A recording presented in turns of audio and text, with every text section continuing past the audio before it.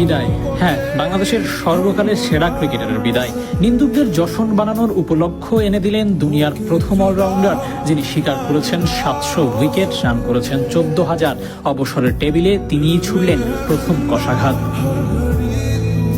ফিতা কামড়ে মাথা বাঁকিয়ে খেলা সাকিবকে অবসরের টেবিলে দেখে নিন্দুকদের মুখে এক চিলতে হাসির খোরাক এনে দিয়েছেন ওই সাকিব, যিনি টেস্ট ক্রিকেটের চতুর্থ সেরা অলরাউন্ডার, যিনি একই টেস্টের শতকের সাথে নিয়েছিলেন 10 উইকেট। ইয়ান বোথাম, ইমরান খানদের শিবিরে সবচেয়ে ছোট্ট ছেলেটির বিদায়। পারফরমেন্সে সাকিব সুলভ ঘ্রাণ নেই, সাকিবের ফুরিয়ে যাওয়ার করুণ সুর ভাসছে, তবুও সাকিব বিদায় বলছেন না।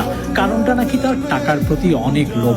একটা টেস্ট ম্যাচ খেলে নাকি অনেক বেশি টাকা পান, যার কারণে সাকিব টেস্ট ক্রিকেটকে আঁকড়ে ধরে আছেন এখনো। কিন্তু কে বলবে এই সাকিব টাকার সাকিব না? দেশকে একটু বেশি দেওয়ার চেষ্টা থেকেই এত সমালোচনা শোনা, এত পরিশ্রম করে যাওয়া, থার্ড পার্টির হেল্প নিয়ে হলেও রান করা ক্রিকেটের জন্য নিবেদন রাখা, ক্রিকেটই যার ধ্যান জ্ঞান, সেই সাকিবের বিদায়।